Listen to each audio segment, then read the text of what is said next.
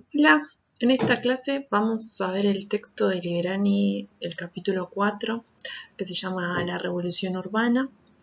Es un concepto que obviamente no es de Liberani, sino como ya vimos en Redman, es un concepto incorporado o acuñado por Gordon Childe y es un capítulo, el capítulo 4 del texto del Antiguo Oriente que ya vimos en la introducción. En este texto, Liberani lo que va a hacer, que es muy interesante, es tomar la categoría propuesta por Gordon Childe durante la década del 30 como una categoría heurística, es decir, que le va a servir para recolectar datos, y lo que va a intentar es decir a grandes rasgos que la palabra o el concepto, en realidad la categoría revolución urbana sería válido de utilizarse en la medida que lo que va a suceder en Uruk entre el 3500 y el 3000 es un cambio profundo, lo cual remite a una revolución, y por la duración en el tiempo, que es el tema de si es una revolución, si se da en tanto tiempo, lo que va a decir es que, bueno, si vivimos, no sé, por ahora habíamos vivido 6.500 años en aldeas,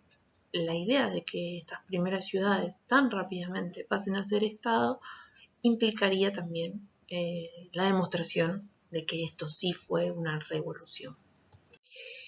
Entonces, lo que va a plantear es que el concepto de revolución en sí mismo debería ser una categoría muy compleja en la cual van a intervenir estas características que ya habíamos visto en Redman, y que para él los factores más importantes de la categoría que había planteado Gordon Childe son la especialización laboral y la acumulación del excedente. Entonces, ¿qué es lo que vamos a tener?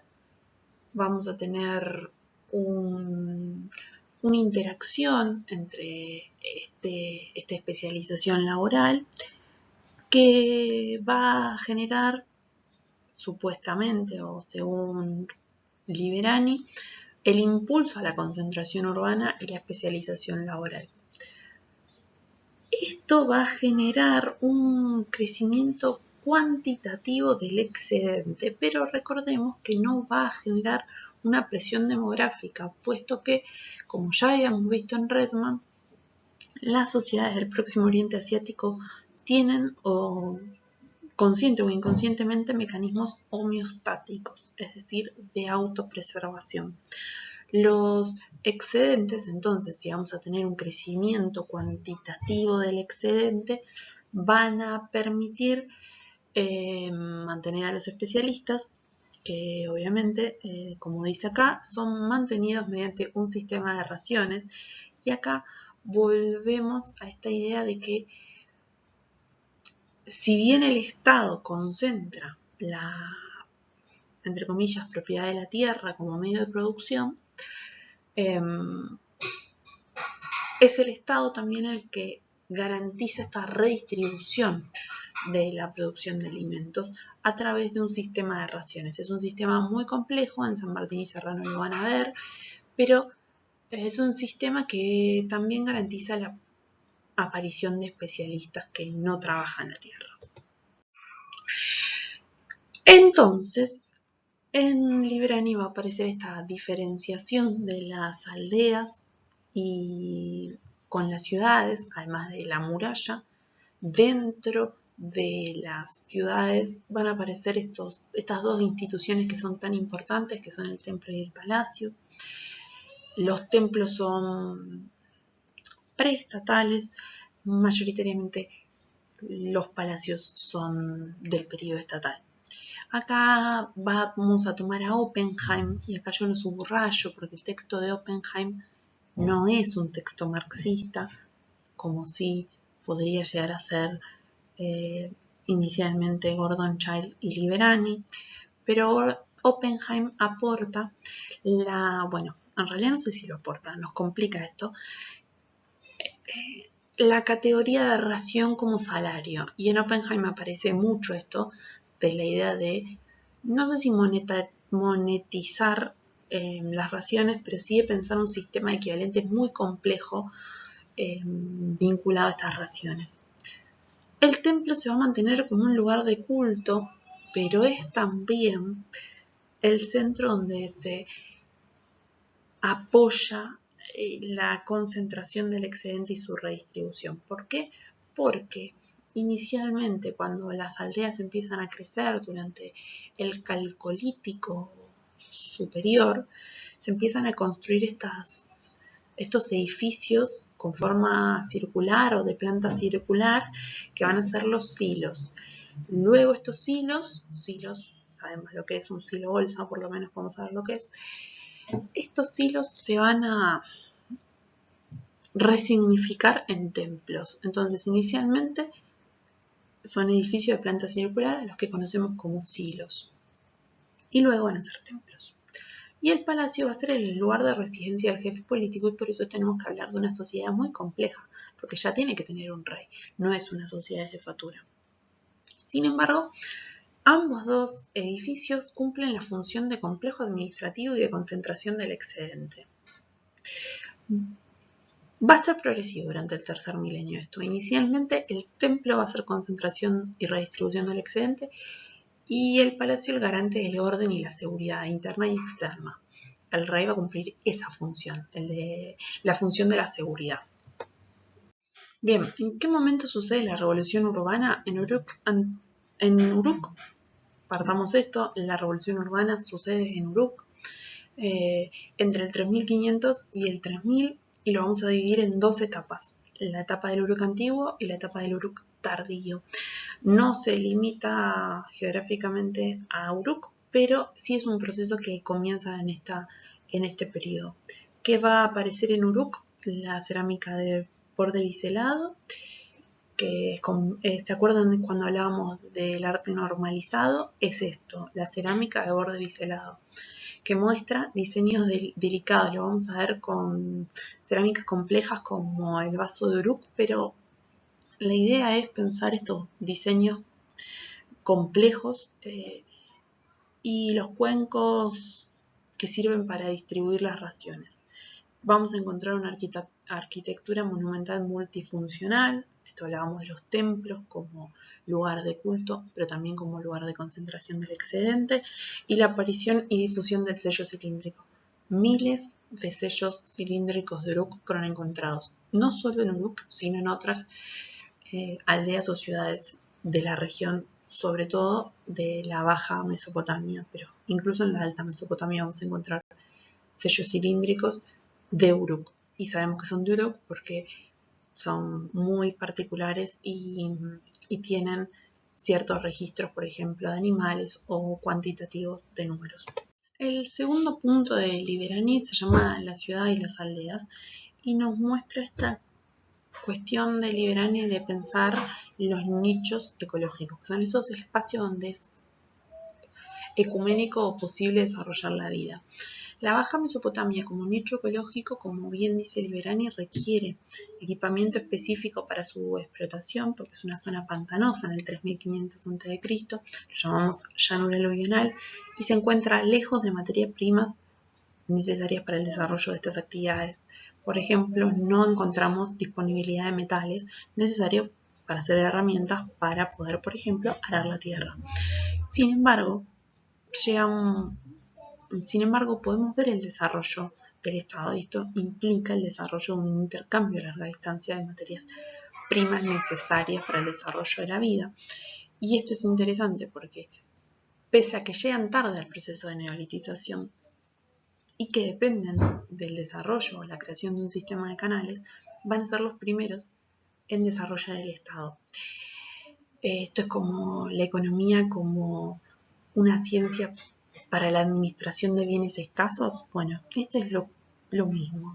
El Estado surgiría por la necesidad de desarrollar estos bienes que van a ser escasos. Acá tenemos una jerarquización y especialización funcional de los asentamientos para una nueva organización política. Bueno, durante el periodo de Uruk, sobre todo el Uruk, la primera etapa, del 3500 al 3200, no vamos a encontrar otras ciudades hegemónicas o tan desarrolladas como Uruk. ¿Cómo vamos a entender esto o por qué va a suceder esto? Todavía lo desconocemos, porque no tenemos fuentes escritas y porque sabemos que Uruk del 3500 al 3000 se va a autodestruir. Esto lo dice en el texto Lake. Vamos a encontrar muchísimas capas en la estratigrafía de Uruk y esto nos va a demostrar que esta organización política estatal todavía necesita o por ahora necesita de otras ciudades para poder funcionar. Acá tenemos el plano de Uruk. Fíjense esto que yo les decía la semana pasada como hinterland. No solo tenemos lo que encontramos dentro de las murallas, sino también el anillo agrícola y toda esta zona de influencia de la ciudad que es Uruk. Y esto es fundamental. En el tercer punto, de la calidad a la cantidad, lo que va a tratar de trabajar Librani es cómo van a aparecer las unidades de medida y los sistemas de pesos para normalizar, si se quiere, la concentración y la redistribución. Los templos y los palacios, como insiste Librani, son enormes aparatos redistributivos. Su función fundamental es la redistribución.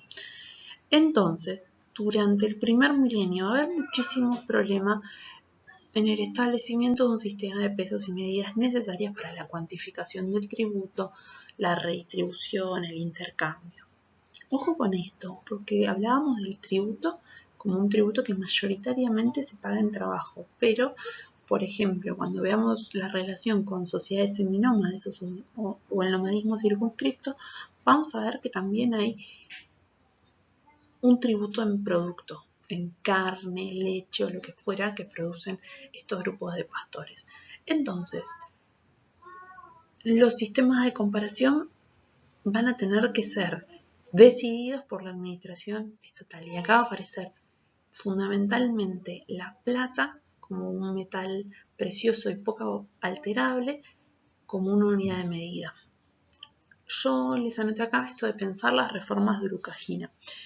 Sí, el rey Urukagina, que justamente lo que va a intentar hacer es normalizar la redistribución. Esto es fundamental. Y que el rey pase a tomar las funciones de la redistribución. Va a ser una característica propia incluso de Ur-3 y no tanto de la ciudad de Uruk o del periodo de Uruk.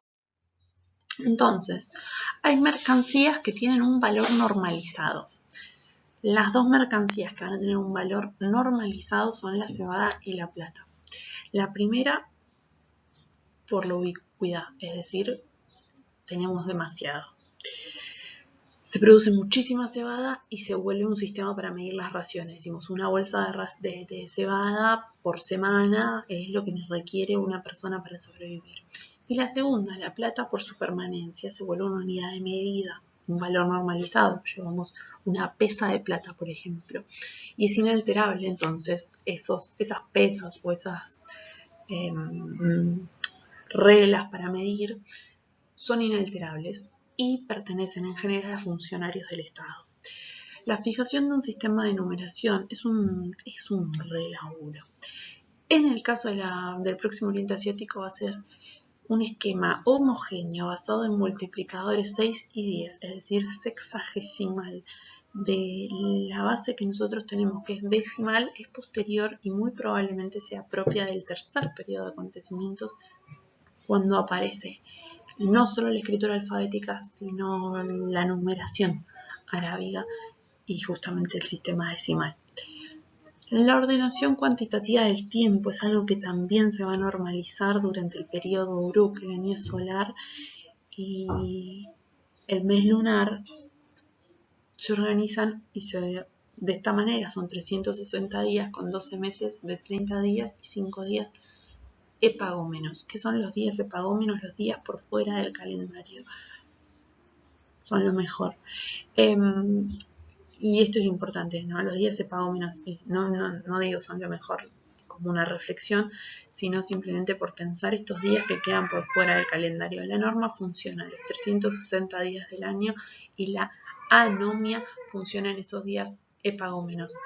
En el mundo occidental moderno lo vemos con el carnaval.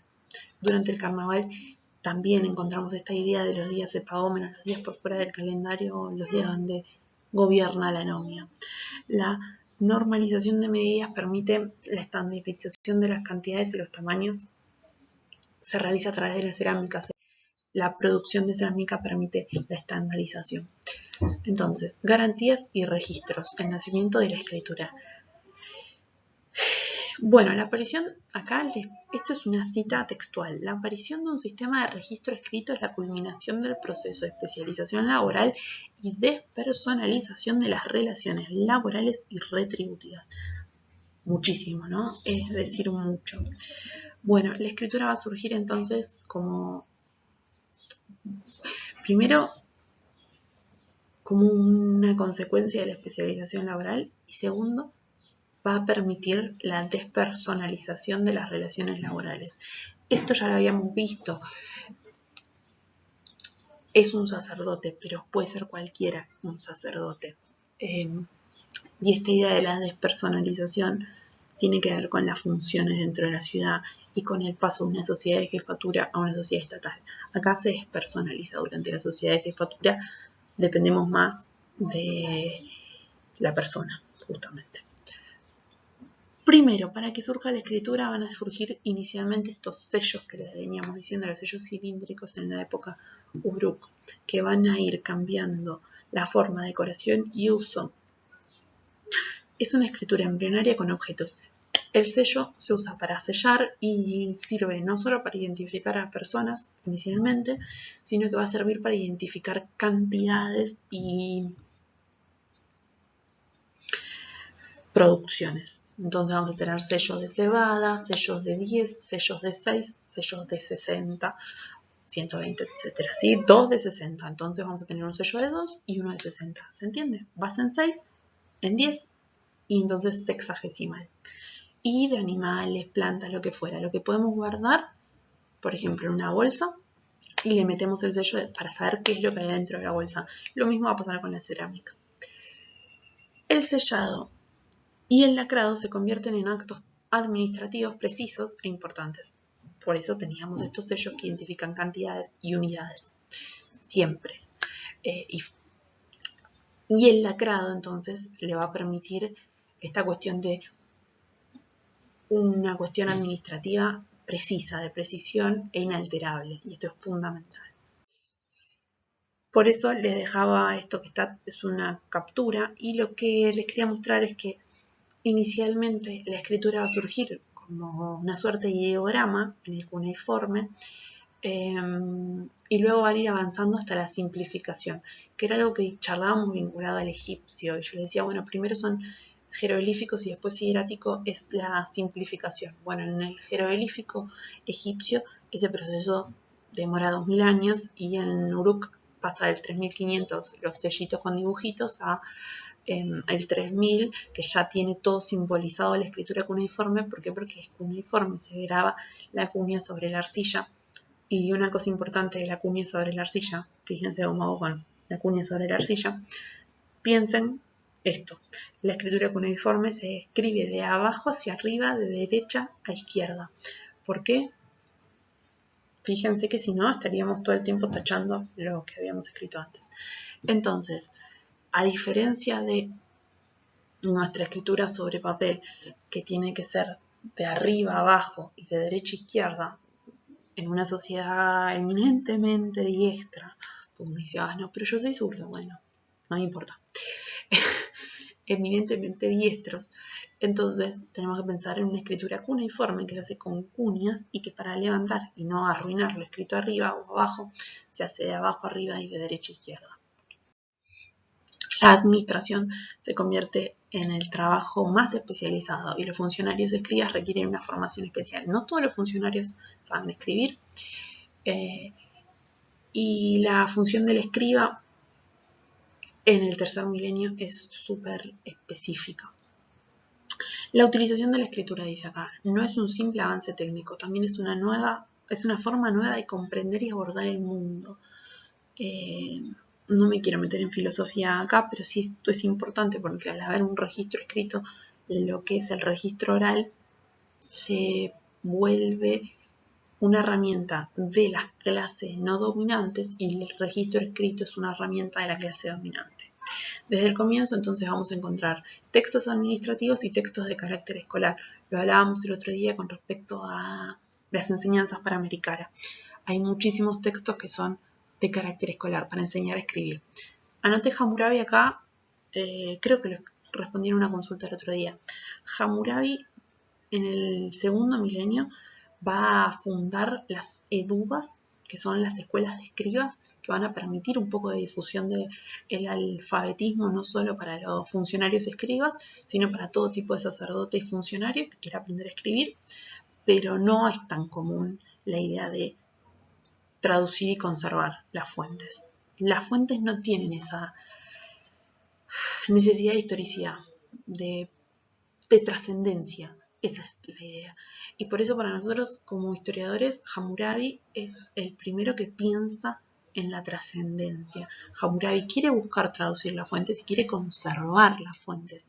De hecho, traduce un montón de fuentes del sumerio al acadio porque quiere que Babilonia y quiere que su Babilonia trascienda. Y esto es súper importante para nosotros, los historiadores, porque si no hubiese esa necesidad o ese deseo de trascendencia, no tendríamos casi fuentes sobre estos temas. Por último, creo yo, encontramos este punto que se llama política e ideología de las formaciones protoestatales. Me empiezo a rascar porque me empiezo a poner nerviosa. Tenemos acá un datazo, que es una definición de Estado en Librani, una organización que controla de forma estable un territorio de dimensión multicomunitaria y organiza la explotación diferenciada de los recursos para garantizar su supervivencia de la población y mejorar su suerte. Dato multicomunitaria. Estas sociedades urbanas en el tercer milenio y en toda la historia del Próximo Oriente Asiático son multicomunitarias. Tenemos una población eminentemente sedentaria y una población nómade circunscripta, que lo van a ver en el otro texto, pero esas comunidades conviven y por eso este territorio es de dimensión multicomunitaria. Y tenemos que garantizar la supervivencia de estas personas y también la redistribución, la supervivencia y la reproducción de este sistema. Lo que distingue al Estado del protoestado es que el carácter desigual se encuentra orgánicamente coherente en los grupos humanos que lo conforman. En las sociedades protoestatales, el carácter desigual es mucho más conflictivo que en el Estado. En el Estado, el carácter desigual es coherente, pero también se justifica y tiene un montón de justificación ideológica y por eso aparece la ideología. Las formaciones protoestatales es conflicto nada más, el carácter desigual. El carácter desigual estamos hablando de la desigualdad de clases. Esto es una sociedad de clases en Librani y en Gordon Child. Entonces, el núcleo dirigente en la sociedad estatal cumple dos funciones, una operativa y una ideológica, representada por la burocracia y el clero, que es la misma gran cosa. San Martín dice, bueno, que en muchas fuentes nosotros podemos traducir funcionario por sacerdote y es lo mismo. E incluso escriba es un funcionario y puede posiblemente ser un sacerdote. La tercera función necesaria para el funcionamiento del Estado, valga la redundancia, es el ejercicio y el monopolio de la fuerza. Y eso es lo que garantiza el rey.